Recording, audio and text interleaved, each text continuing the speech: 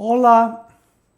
O assunto de hoje, a resistência interna à inovação científica, diz respeito à resistência, rejeição ou desconfiança em relação a novos conceitos protagonizadas pelos próprios cientistas, especialmente os mais velhos. Vejam o que disse Charles Darwin perto do final de sua obra mestra, A Origem das Espécies. Disse ele que, embora estivesse plenamente convencido de suas concepções sobre a evolução das espécies, não esperava convencer os naturalistas experimentados, cujas mentes estavam sobrecarregadas de fatos considerados ao longo dos anos sob um ponto de vista oposto ao seu. Mas olhava com confiança para os jovens naturalistas, que poderiam examinar com imparcialidade as distintas visões da evolução. O físico alemão Max Planck certamente concordaria com Darwin. Em sua autobiografia científica, em que ele passa em revista sua carreira, Planck declara que uma nova concepção científica nunca triunfa por conseguir convencer os adversários, mas porque esses adversários, esses oponentes, morrem e surgem uma nova geração para a qual essa inovação científica é familiar. Lord Kelvin, um dos fundadores da termodinâmica, por exemplo, já na casa dos 70 anos, referia-se à descoberta dos raios-x, ocorrida em 1895, como um embuste. Lord Kelvin também nunca se livrou da noção de que o átomo era indivisível, embora o elétron, descoberto por Joseph Thomson em 1897, já fosse conhecido 10 anos antes de sua morte. O heliocentrismo de Copérnico, a lei da gravidade de Newton, a teoria da evolução pela seleção natural, o mendelismo, o conceito de que o gene consiste de DNA e não de proteína, e a teoria da deriva continental de Alfred Wegener só foram amplamente acolhidos do seio da ciência muitos anos depois de divulgados. Quando anunciou sua teoria dos germes como agentes patogênicos, causadores de doença, na segunda metade do século XIX, Louis Pasteur confrontou-se com a resistência da comunidade médica. O respeitado naturalista Félix Pouchet, diretor do Museu de História Natural de Rouen e membro correspondente da Academia Francesa de Ciências, considerava a teoria dos germes uma falácia. Pois é, mas que rebuliço a teoria dos germes não causaria na medicina. A descoberta da doença de Chagas, a triponossomíase americana, foi também considerada fantasiosa, doença inventada, por uma parcela expressiva da classe médica brasileira, inclusive professores universitários e membros da Academia Nacional de Medicina, destacando-se a figura influente de Afrânio Peixoto. Mas não é esta a maior contribuição científica da medicina brasileira?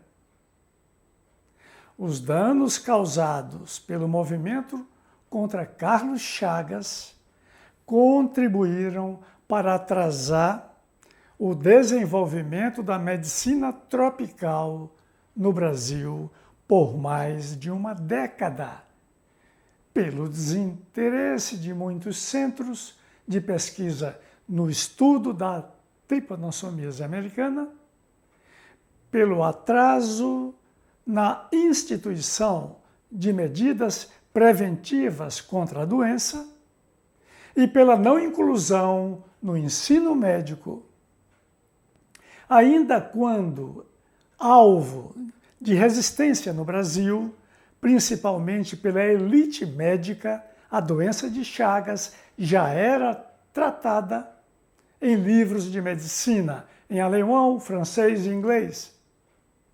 É constrangedor reconhecer que, em nosso país, a incorporação do trabalho de Carlos Chagas na educação médica só aconteceu após sua morte em 1934. Um exemplo recente de resistência interna à inovação conceitual, ainda no âmbito da medicina, foi a descoberta um tanto surpreendente da relação causa-efeito entre a bactéria Helicobacter pylori e a gastrite e a úlcera péptica, com suas implicações radicais no método diagnóstico e no tratamento desses distúrbios, agora considerados também doenças infecciosas. A descoberta dos cientistas australianos Robin Warren e Barry Marshall foi recebida com desconfiança pela comunidade médica. Mas, felizmente, daria a eles um Nobel de Medicina, ainda que somente 2 décadas e meia depois, já em 2005. Agora veja algo inusitado em relação a esses pesquisadores. Um dos testes que realizou, Barry Marshall se auto-inoculou com o H. pylori ao ingerir uma cultura da bactéria. Contraiu gastrite e depois se curou com antimicrobianos. Por outro lado, um episódio ilustrativo de resistência à inovação conceitual por cientistas mais velhos, mas, ao mesmo tempo, de tolerância, envolveu 4 físicos notáveis, entre eles Max Planck e o jovem Albert Einstein. Embora julgassem errônea a teoria do fóton ou do quantum de luz de Einstein, eles assinaram um documento no qual louvavam o desempenho do jovem cientista e o recomendavam para membro da Academia Prussiana de Ciências, posição que Einstein logo assumiria. 8 anos depois, em 1921, Einstein receberia o Nobel de Física justamente pela teoria do fóton, a teoria explicativa do efeito fotoelétrico. Max Planck e seus colegas não tentaram abolir uma concepção científica que eles rejeitavam.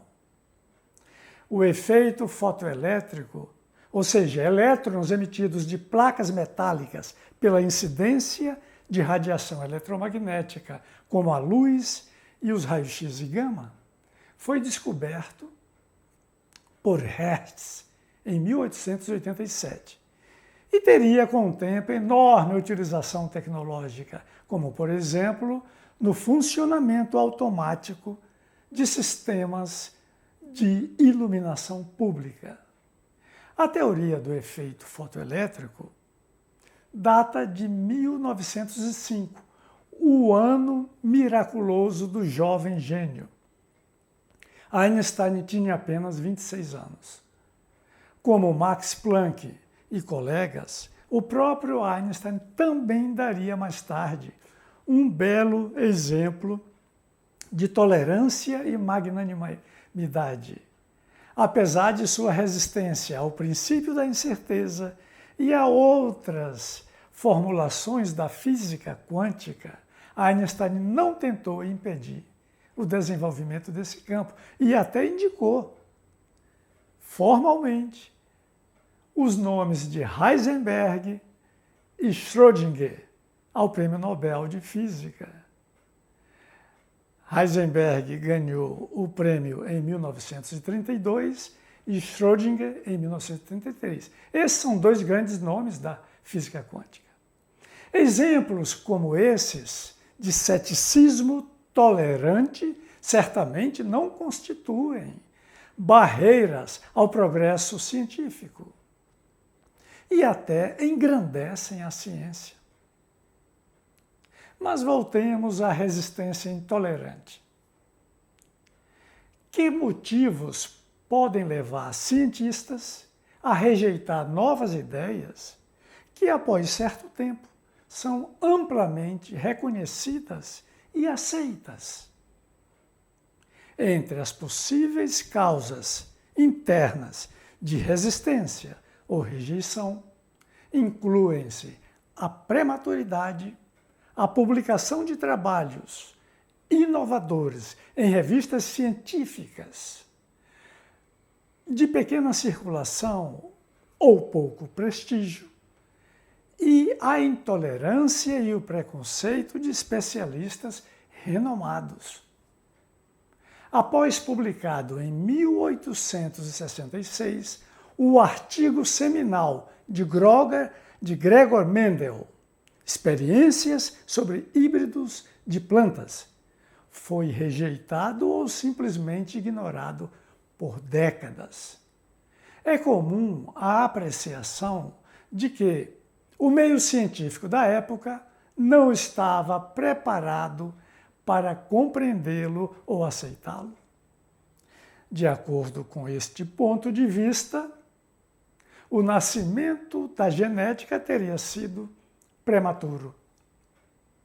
Entretanto, outras causas, como as apontadas anteriormente, provavelmente estavam também implicadas.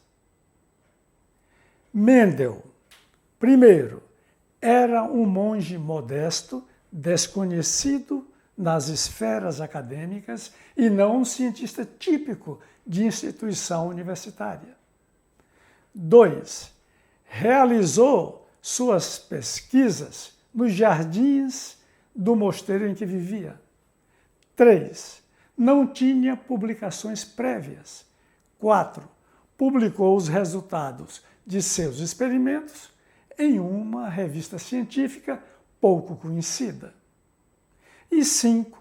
Teve seu trabalho depreciado por um botânico famoso na época, o professor Carl Nageli, com quem Mendel manteve correspondência durante alguns anos. Mais tarde, Nageli publicou um livro de grande porte sobre hereditariedade e evolução, com muitas páginas dedicadas aos experimentos de hibridização, mas nenhuma referência ao trabalho revolucionário de Mendel. Esse é um exemplo de resistência intolerante por uma, entre aspas, autoridade científica que certamente contribuiu para atrasar o desenvolvimento da genética. Nageli tentou suprimir uma teoria por considerá-la errônea. Embora a resistência interna à inovação científica seja um fato bem documentado, deixemos claro que os obstáculos mais sérios ao progresso são externos à ciência, como a escassez de recursos financeiros, destinados à pesquisa, às guerras e à intolerância ideológica, política ou religiosa.